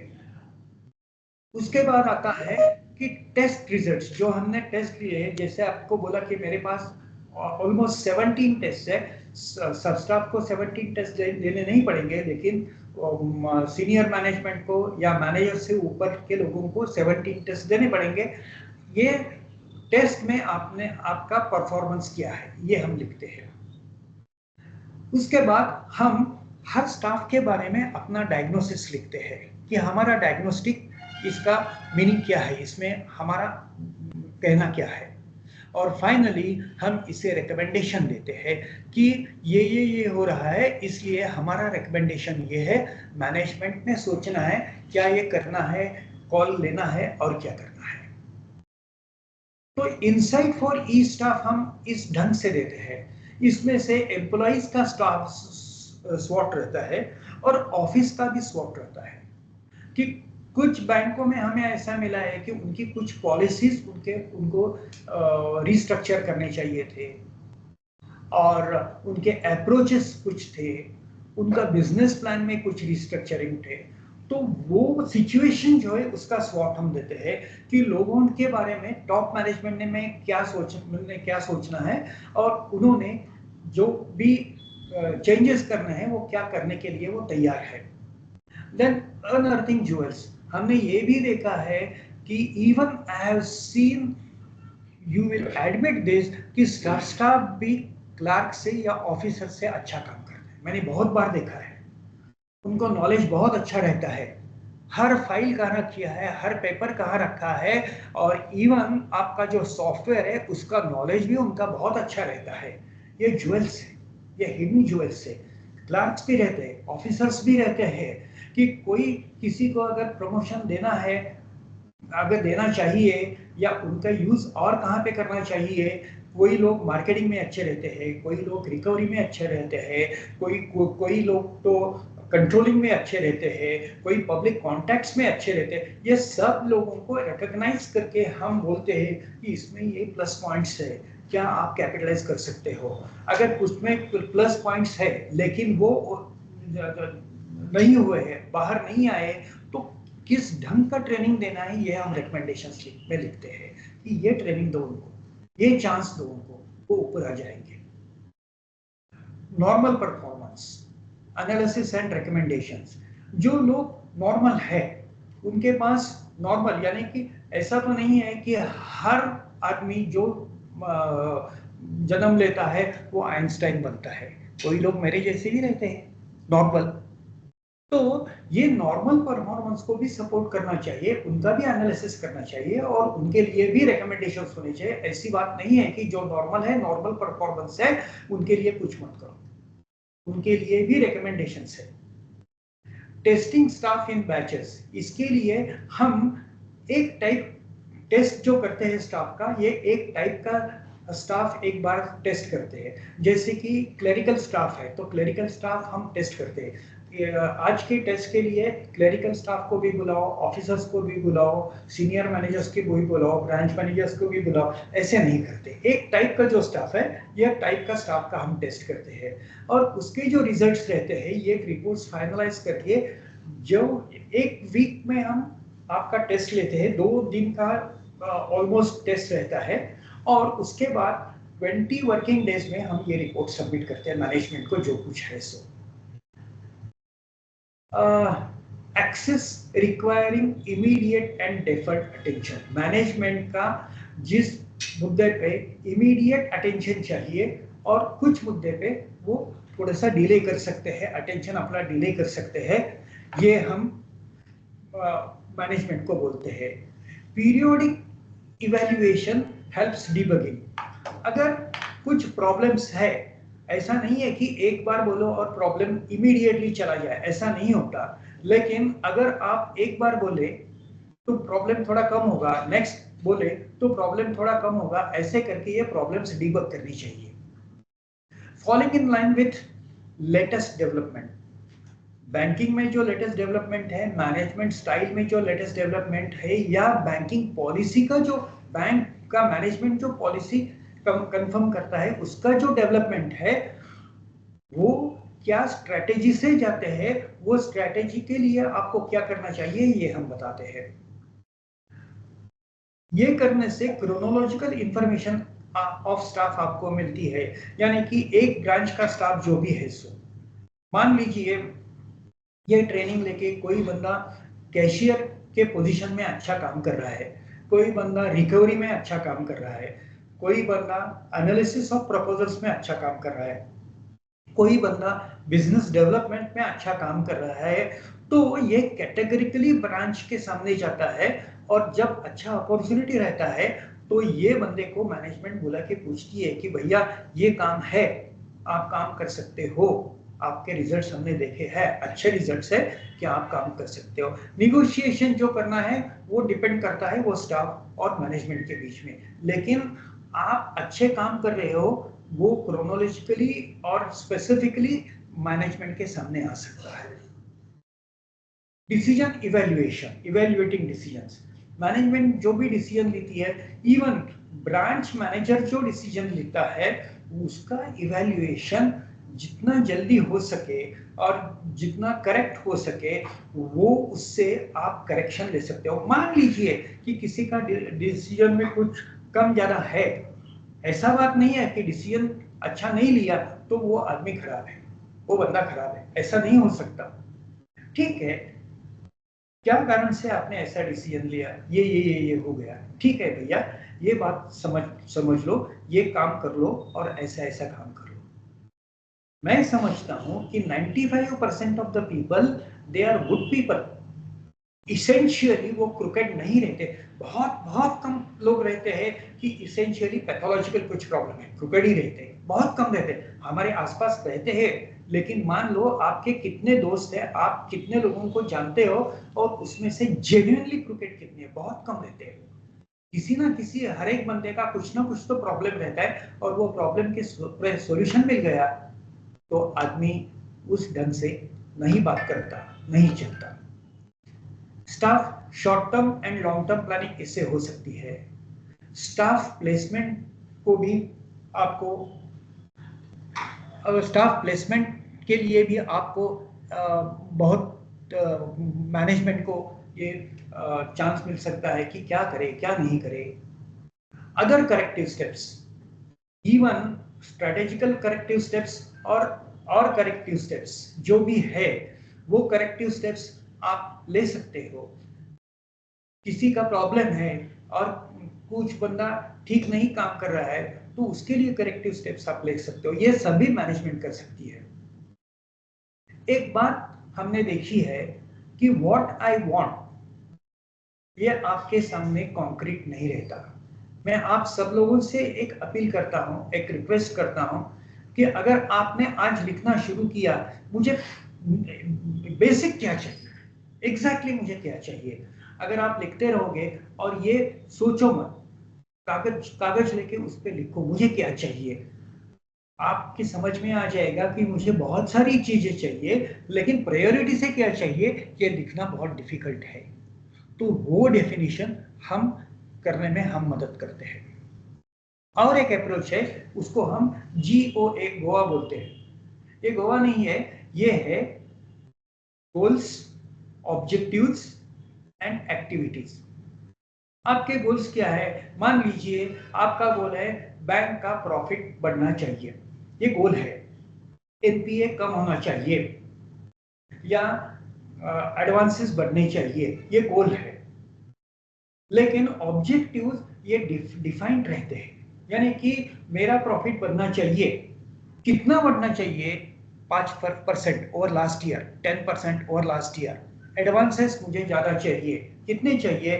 10% मेरे एडवांसेस ज्यादा होना चाहिए। या हाउसिंग लोन एडवांस मुझे बढ़ाना है, इंडस्ट्रियल एडवांसेस मुझे बढ़ाने, जो भी है ये आपके ऑब्जेक्टिव्स डिफाइंड रहते हैं।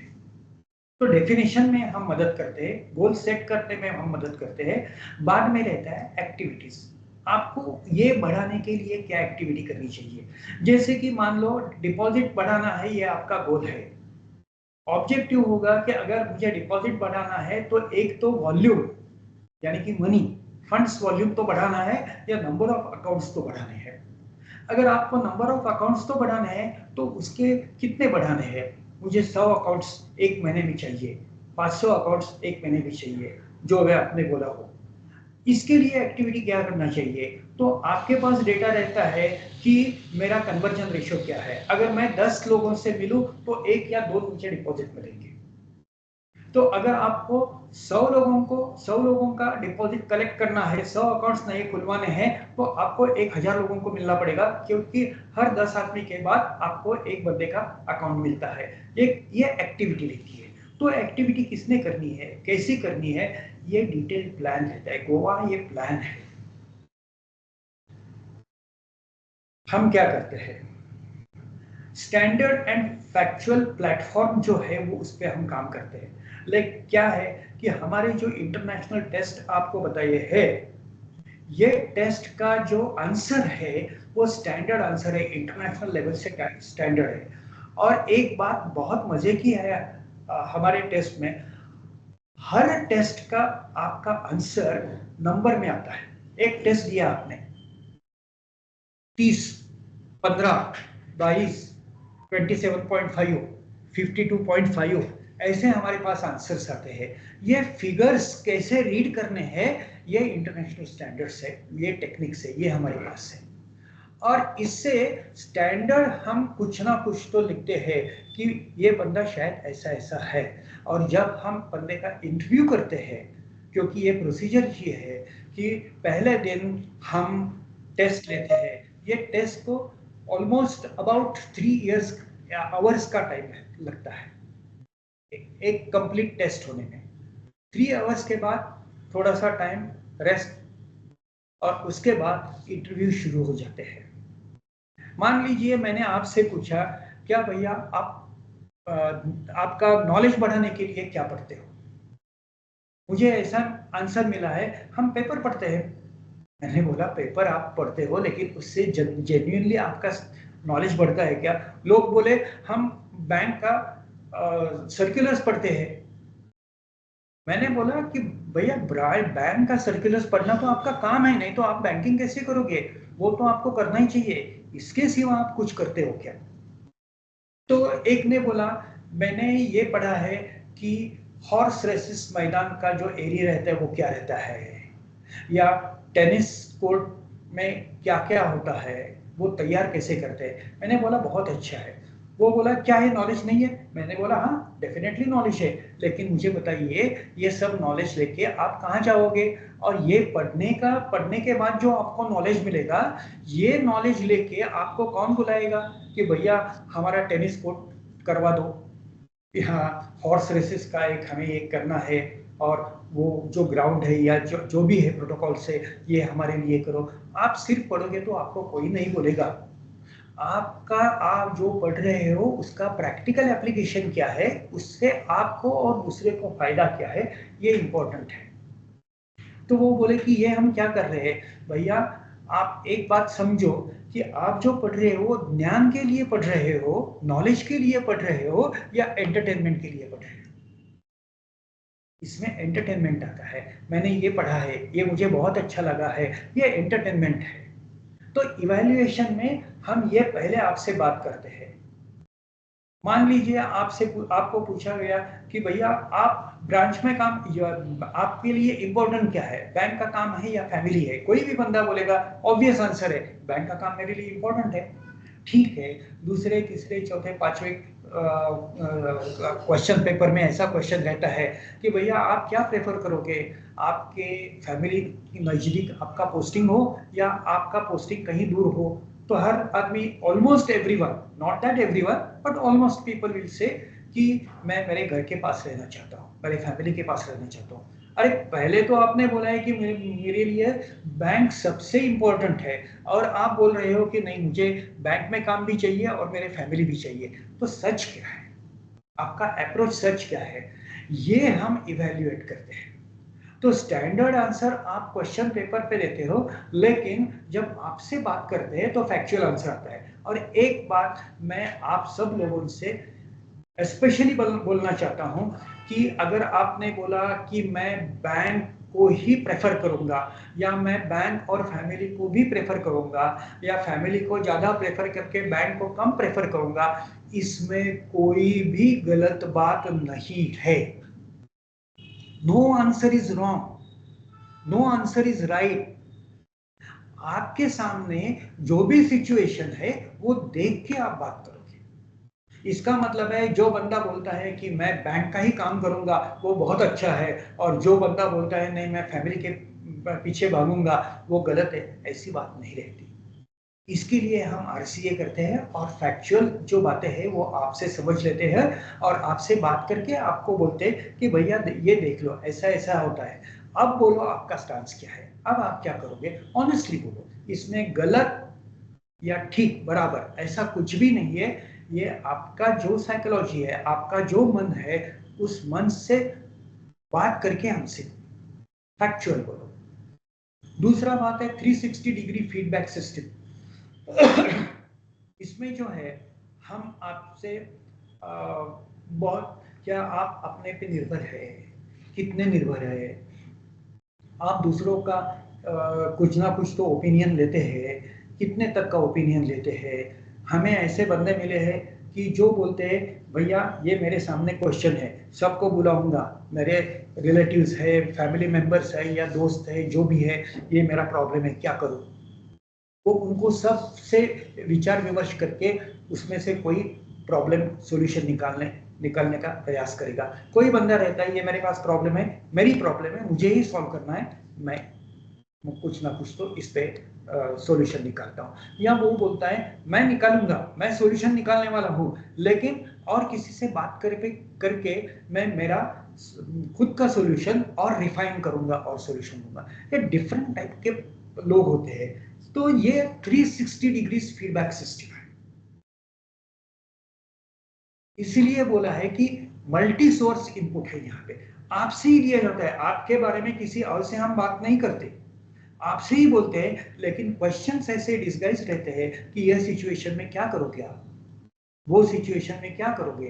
वो कॉन्फ्लिक्ट मोड मैनेजमेंट सिस्टम है, कैसे आप ये प्रॉब्लम सॉल्व करोगे। इसके बाद आपके पास और इससे भी और एक रहता है कि हर एक बंदे को आप कॉम्पिटिंग नेचर के हो, कॉम्प्रोमाइजिंग नेचर के हो, या आप कोलैबोरेशन के मोड में हो। अगर आप कंपटीशन मोड में हो तो आपको लगता है मैं ऊपर जाऊं, सबसे आगे दौड़ूं। और जो भी आगे दौड़ता है, शायद आपने देखा होगा कि सक्सेसफुल होगा, वो बंदा बाद में अपने साथियों से भी बोलता है, मैं बोलता हूं ना इतना काम करना है। वो भूल जाता है कि ये मेरा बचपन का साथी है, दोस्त है, ये भूल जाता है और ये चलता है। तो उसके साथ में जो लोग काम करते हैं वो सोचते हैं अरे इससे बोलने से कुछ फायदा नहीं है, क्योंकि ये अपनी ही चलाने वाला है, तो बोलो क्या करना है, ये करना ना करते हैं, अपना इनपुट नहीं देते। ऐसे लोग दूसरों का कुछ वैल्यूएबल इनपुट यूज करते हैं। लेकिन कुछ लोग नॉन कॉम्पिटिटिव, कंपटीशन का नेचर ही उनमें नहीं रहता, क्योंकि वो डरते हैं। डरते का मतलब है वो भयभीत होते हैं ऐसा नहीं है, लेकिन रिस्क टेकिंग एबिलिटी कम रहता है। इसलिए वो सबके सामने अपना क्वेश्चन बोलते हैं और बोलते हैं क्या करो। जब लोगों के समझ में आता है कि हर क्वेश्चन हमसे पूछ रहा है, इसे रैप करो, तो ब्रांच बने। ये मल्टी फेस्ड इनपुट्स है, ये हमारे टेस्ट से आते हैं। आपका परफॉर्मेंस मैपिंग रहता है, आपका क्या परफॉर्मेंस है, आप क्या करोगे, किसमें कम हो, ट्रेनिंग कहाँ चाहिए, अच्छे कहाँ हो, उसमें और ट्रेनिंग मिल गई तो आप अच्छे कर सकोगे। ऐसा recognition mechanism to motivate and retain. जो बैंक में आप काम करते हो वो बैंक आपको रिटेन करना चाहता है, लेकिन आपको मोटिवेशन मिलना चाहिए कि ये बैंक में मैं काम करूं, यहाँ से नहीं निकलूं। तो इसके लिए बैंक का क्या मोटिवेशन दे सकती है आपको, उसके लिए क्या कुछ ऑप्शंस है, ये हम स्टडी करके देते हैं। This is as we go.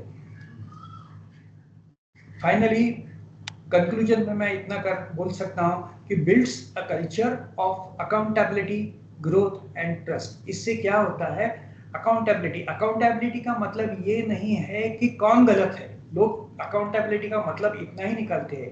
Accountability का मतलब ये है कि ये बात करनी है तो किससे पूछना है। आपका नॉलेज है तो आपको जिम्मेदारी दी जाएगी और आपसे आके लोग पूछेंगे भैया क्या करना है, आप बोलो। इसमें ग्रोथ भी होता है और एक दूसरे का ट्रस्ट भी होता है, क्योंकि ये बंदे ने हमें बोला है ये करो और ये काम अच्छा हो गया, उस पर ट्रस्ट बढ़ गया। Scalable, data driven and people focused system. Scalable का मतलब है आपके लोग कम ज्यादा है। आप अभी बोलो कि जैसे अभी साहब ने बोला कि आरबीआई नया कुछ अपडेशन लेके आ रहा है, तो सिस्टम में यानी कि आपके कंप्यूटर्स में, सॉफ्टवेयर में वो डेवलपमेंट हो रहा है। नॉट ओनली सॉफ्टवेयर डेवलपमेंट, आपको भी अपने खुद को भी वैसे ढालना है कि वो चेंजेस आपको भी करने हैं, क्योंकि अदरवाइज आपके समझ में नहीं आएंगे। ये सब डेटा ड्रिवन है। हमारे पास जो डेटा है आता है, बैंक के पास जो डेटा आता है उस पर ये निर्भर करता है। और ये पीपल फोकस्ड सिस्टम है, क्योंकि लोगों को लेके ही काम करना है। Smarter and fair workforce ecosystem is achievable. इसमें से क्या मिलता है? आपका सिस्टम अच्छा हो सकता है, वर्कफोर्स इकोसिस्टम बहुत अच्छा रहता है, फेयर सिस्टम रहता है, इसमें आपका खुद का और बैंक का भी इम्प्रूवमेंट होता है। ये हमने देखा है। अभी हमने एक काम किया है, I have completed A bank of about 400 to 500 people, and हमने हर एक पर्सन के बारे में रिपोर्ट दिया है। और I am very happy to tell you all that एक भी बंदे का बैकफायर नहीं हुआ है कि ये आदमी ऐसा नहीं है, ये आदमी में ये इम्प्रूवमेंट नहीं चाहिए। जो बंदा हमसे कन्फ्रंट हो गया, कन्फ्रंट का मतलब है जिसने टेस्ट दिया, उनसे भी हमने बात किया और मैनेजमेंट से बात किया, दोनों ने भी एक्सेप्ट किया ये सिस्टम जो भी हम काम कर रहे हैं ये रोबस्ट है, क्योंकि ये इंटरनेशनल टेस्ट है और मेरे साथ जो काम कर रहे हैं वो वेरी एक्सपीरियंस्ड पीपल है। ये मेरा कांटेक्ट है और आप चाहो तो मुझे कांटेक्ट कर सकते हो। मेरा ईमेल आईडी है, मेरे फोन नंबर से आप इस पे कांटेक्ट कर सकते हो। Thank you very much. मैं मेरा कांटेक्ट आपको एक बार और दिखाता हूं कि आपको कांटेक्ट आपके सामने आया है, जिसको चाहिए वो ले सकते हो आप।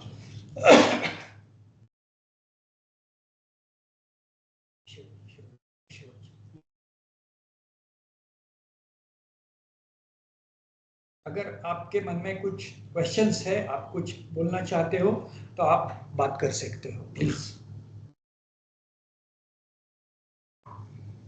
तो प्रसन्न sir, thank you so much. हम संवाद में क्वेश्चन एंड आंसर का सेशन हम ऐसे करते हैं कि जो चैट विंडो होता है वहाँ पे सारे टेक्स्ट या क्वेश्चंस डालते हैं। और दूसरा है कि हम कोशिश करते हैं कि क्वेश्चंस उसी सब्जेक्ट पे हो जो इस सब्जेक्ट को हमने चुना है। तो मुझे फिलहाल के लिए तो चैट पे आपके सेशन रिलेटेड कोई भी क्वेश्चन नहीं है, तो वो दूसरा 2 क्वेश्चंस है जो मैं उसको पहले ले लेता हूँ। और सबसे मैं अनुरोध करूँगा कि आपको अगर कुछ क्वेश्चंस है तो प्लीज़ आप पूछ भी सकते हैं, यहाँ पे चैट पे भी डाल सकते हैं। तो मैं पहला क्वेश्चन दे रहा हूँ, जो कमेंट है शहर बैंक से, कि मुझे लगता है कि ये मेरे जो मैं बात कर रहा था आरबीआई के रिलेटेड फीचर्स जो हम पिछले महीने में भी काम कर रहे थे और अगले महीने काम करने वाले हैं, शहर बैंक हमसे पूछ रहा है पिछले 5 महीने से, ऐसे उनका कमेंट है। यही मेरी समझ है। तो इसका मेरा रिस्पांस ये रहेगा कि जैसे हमने अभी भी बताया और आगे चल के भी बताएंगे कि जब भी कोई आरबीआई के गाइडलाइन का इम्प्लीमेंटेशन होता है तो हम कोशिश करते हैं कुछ पायलट बैंक को सिलेक्ट करें और उनमें पहले वो फीचर्स दें, और वो अगर कुछ इश्यूज निकल के आते हैं उसको फिक्स करें, उसके बाद मास रोल आउट होती है। तो मैं अपनी टीम को एडवाइस करता हूँ कि शहर बैंक को भी आप पायलट बैंक में कंसिडर कीजिए, और जो चीज़ें वो 5 महीने से मांग रहे हैं उनके बारे में प्रायोरिटाइज करके उनको फैसिलिटी मिलने के लिए जो भी हमें करना पड़ेगा वो करने की कोशिश कीजिए। ये पहला कमेंट है। और दूसरा, मुझे लगता है कि भूषण जी ने कमेंट डाला है कि please mask Aadhaar number in the scan copy of the KYC like ID proof and address proof. तो भूषण जी, मुझे लगता है कि आप स्पेसिफिकली कुछ एप्लीकेशन के बारे में, KYC के बारे में पूछ रहे हो। तो जो मास्किंग और एन्क्रिप्शन के बारे में जो हमने बात किया है वो एग्जैक्टली यही काम करेगा। और जो नॉट अथोराइज्ड रहेंगे या no need to view type के जो अथॉरिटी रहेगा वो लोग व्यू नहीं कर पाएंगे। और जो स्कैन कॉपी के बारे में बात कर रहे हैं, इसके बारे में ज़्यादा जानकारी आपसे हम बात करके लेंगे और कोशिश करेंगे कि जो फीचर्स हम लेके आ रहे हैं वो उसको भी, उन चीज़ों को भी एड्रेस करें। आधार पैन मोबाइल नंबर। तो ये 2 क्वेश्चंस थे चैट पे, और अगर किसी और को कुछ पूछना है तो प्लीज़ आप पूछ सकते हैं। अभी मनीष जी पूछ रहे हैं what is the provision in CBS for beneficiary. तो मनीष जी, मेरा समझ इसके ऊपर है कि BANL के बारे में आप पूछ रहे हैं, जो RTGS और NEFT को लगता है। जैसे मैंने अपनी तरफ से क्लैरिफिकेशन दिया, ये फीचर CBS में ही आएगा।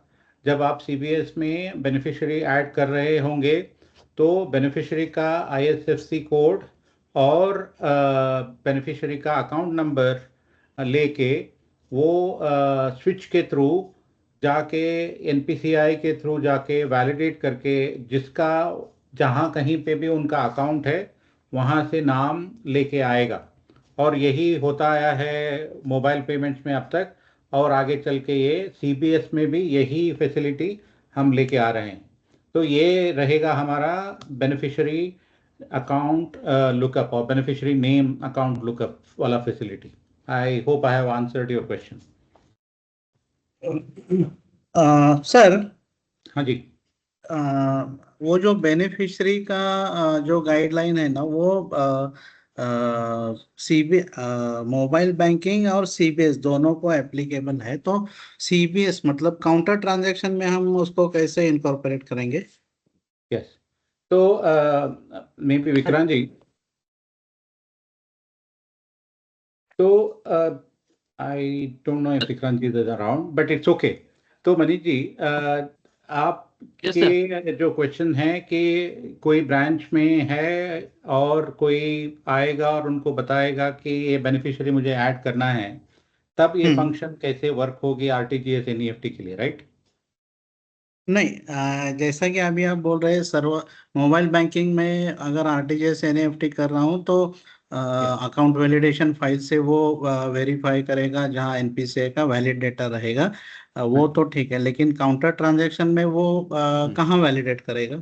हाँ, काउंटर ट्रांजैक्शन का मतलब आप CBS के स्क्रीन पे रहोगे और ये कोई ब्रांच वाला यूज कर रहा है, वो वाला सिचुएशन। बराबर बराबर। हाँ जी। यस सर, वही पूछ रहे हैं वो। तो जो CBS के स्क्रीन है फिलहाल के लिए वो, उसमें ये फैसिलिटी नहीं है। और मेरा मतलब, जब मैंने इसके बारे में बात किया तो CBS में इस फीचर को कैसे लिया जाए और कैसे हम लेके आए, इसी के बारे में ही हमारा इम्प्लीमेंटेशन हुई है। तो बहुत जल्द ही मनीष जी आप भी देख पाओगे कि जो काउंटर पे बैठे हैं और कस्टमर उनसे डिटेल्स बोलेंगे जो बेनिफिशियरी ऐड करने के लिए, वहाँ पे आपको एक बटन मिलेगा जो चल के आप क्लिक करोगे तो आप जो बेनिफिशियरी है उसका नाम भी वेरीफाई कर पाओगे। ये आएगा आगे की रिलीज में। या ओके सर, उसके लिए हाँ सर,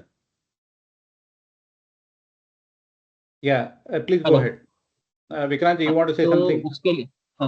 उसके लिए हम लोगों का जो अभी RTGS और NEFT ट्रांजैक्शन का प्रोग्राम है, उस प्रोग्राम में हम लोगों ने एक बटन प्रोवाइड कर दिया है जो कि हमारे MTech का जो बेनिफिशियरी अकाउंट नेम लुकअप का API है वो कॉल कर देता है और वहां से वो सर्वत्र से कॉल होकर उसका नेम लेके डिस्प्ले कर देता है। सेम फैसिलिटी हम लोगों ने बेनिफिशियरी रजिस्ट्रेशन के प्रोग्राम में भी दे दी है।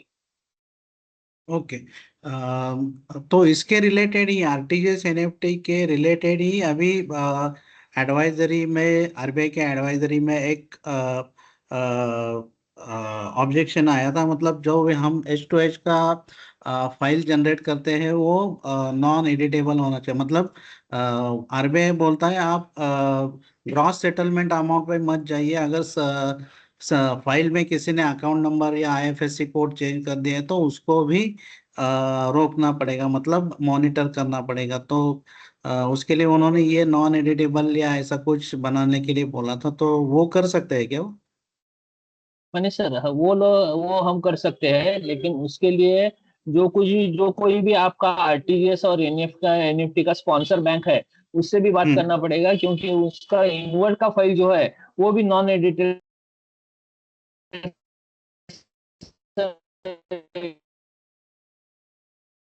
हेलो, चेकसम लगाकर भी कर सकते हैं।